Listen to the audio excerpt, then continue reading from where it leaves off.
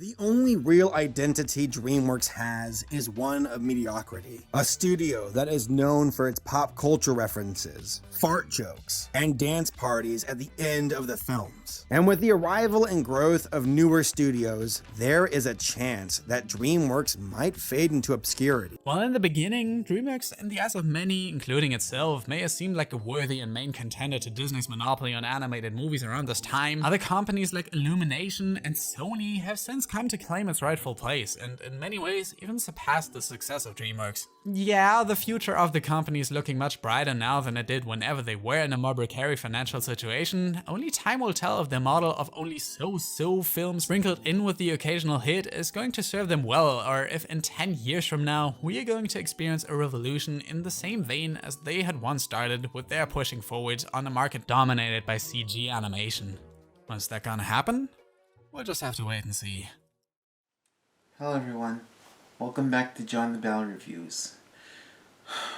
Boy, are things now looking up for DreamWorks Animation. With their recent output, RWBY Gilman Teenage Kraken being the company's biggest box office bomb since the 2014 Penguins of Madagascar, which caused the closure of Pacific Day Images and a layoff of 500 employees. This film performed so poorly that it's projected to lose a total of $80 million, as well as laying off 70 employees, and their previous announcement how their future productions starting in 2025 will be now outsourced by different production companies. But their next output that will likely recoup some of the losses is unfortunately a sequel to one of their most lucrative franchises of the 2010 decade, Trolls, with their third installment, Band Together. As some of you may or may not know, I've never been a huge Trolls fan and might think it's their least impressive franchises. And this has been my most anticipated anime film the least. Looking forward to. But before I get into the main subject, I'd like to take this moment to share my experience with the previous two.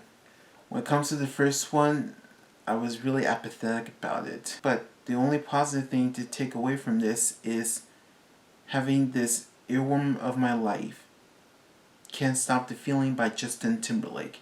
When it comes to a sequel, Trolls World Tour, it was a slight improvement, which isn't saying much. And as for its other single, Justin Timberlake's The Other Side, while not much is catchy as his previous, it's still a fine tune as it is. Which leads into the main subject. And with its single song, which is the reunion of NSYNC, Better Place. Just in context, it's one of their most upbeat tunes. Love it. Sorry if I'm diverting from the main subject. But now that I've got the chance to experience a Trolls movie on the big screen, what do I think of the third installment?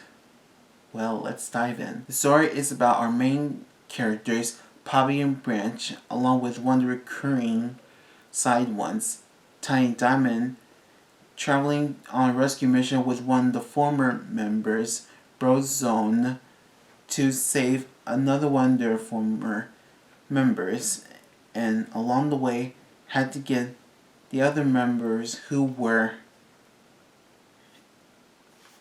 on their own lives after they're disbanded, and have to learn how to create the perfect harmony in tune. From that story alone, it's basically your typical road trip rescue mission story. And it's probably the weakest part of the film. Its story, like its other films. But in order to make up for this, they brought back the Bergen characters who weren't seen much in the first film, as much as the first film, and only appeared at the end of the second film. And they have this side plot of Queen Bridget and King Griswold on their honeymoon, which absolutely goes nowhere and just there to pad out time. And as for the message itself, is as blatant as it can get, with not just one but two messages. With one, we always have been constantly reminded by John Dory about how to form the perfect family harmony. And as for the side characters subplot, Tiny Diamond always have this arc how he's not treated like an infant even if he is. And it just gets as boring as it can be as expected. Another positive about this film is that there is a bit more world building. Well, not really troll centric for the most part, minus one, but I do admire how there are different worlds outside the trolls. Like, there aren't just trolls or Bergens, that stuff. And I thought it was just fine to me. So in all, the story is just as predictable as it gets, as not much has changed.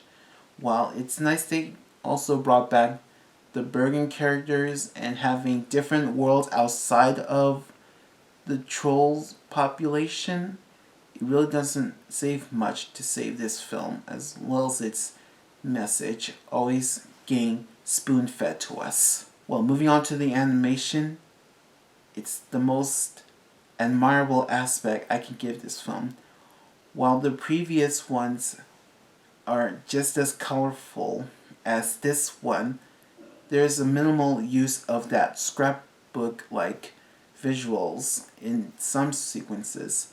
But in order to make up for it, they do have two moments, like anytime the Trolls bus is on hustle mode, you get these 2D animated sequences that really spice up the look, since this film is just prominently all computer animation. Another admirable trait about the animation is how there are different locations outside of that one Trolls populated area that's just an abandoned golf course park.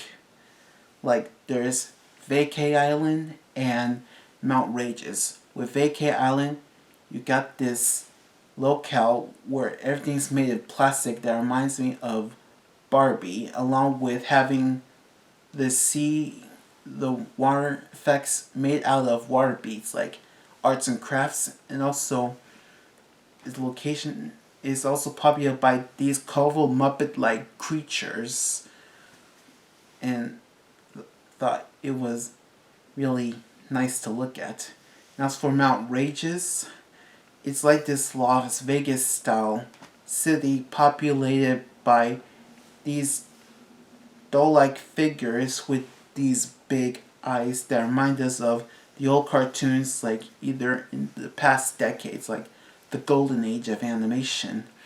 And I thought it was really creative with those visuals, as well as that other side character that's made out of crumble paper. Another upside I like about it is how there's less of that glitter stuff,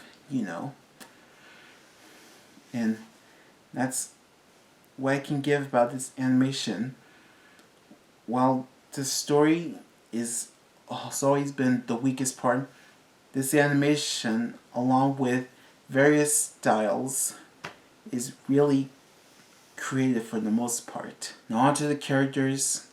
There are a few positives before I get into my gripes with this. First off, we do not have another side plot with the other side Trolls characters that just there to pad out time, with exclusion of one coming along with the main character's journeys.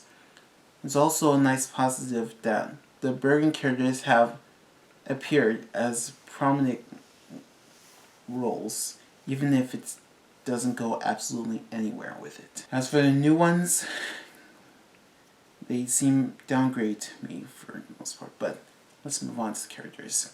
Starting off with Poppy, she's still her optimistic self and determined to make sure Branch and John Dorie get Brozone back together to create the right tune in sync. Branch is still above like his pessimistic attitude, but is more cautious than the others trolls that go along with him.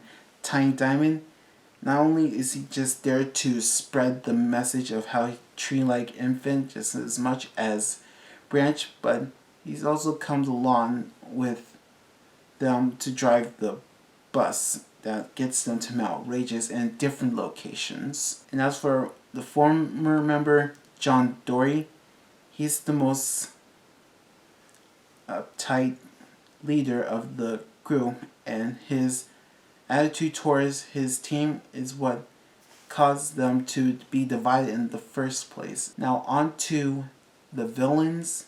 You got these doll-like pop stars singing 80s music named Velvet and Veneer, and who would use the Trolls' music voices in order to sound more in tune with their vocals.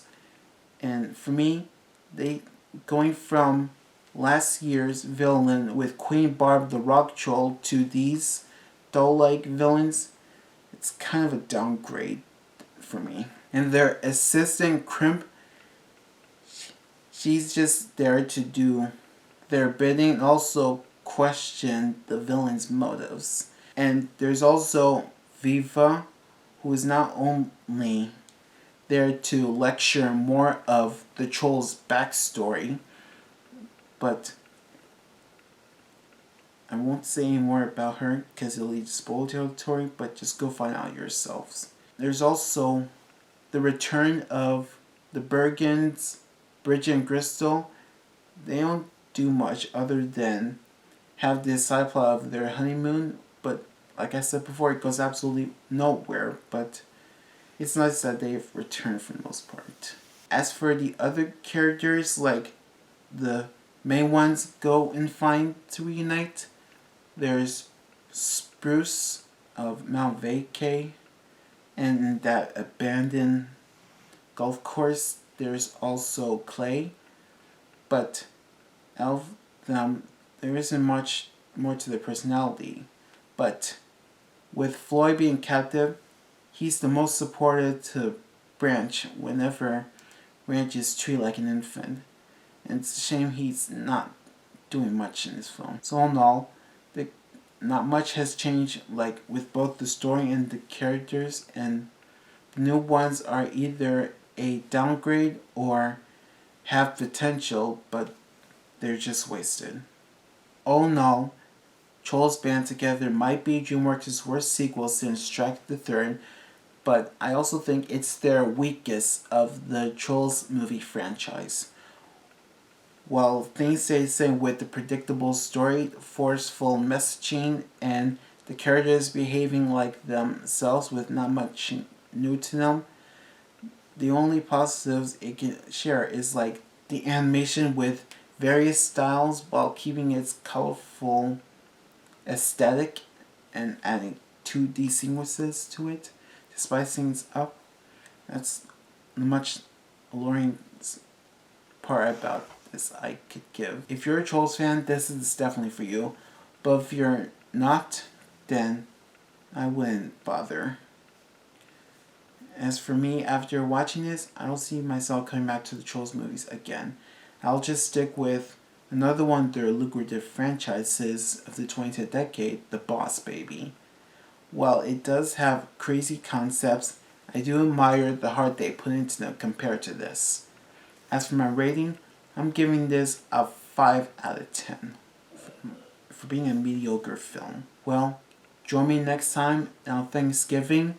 We'll have Disney's Wish to commemorate the animation division's 100th anniversary, and will feel like a godsend after this Boar Fest.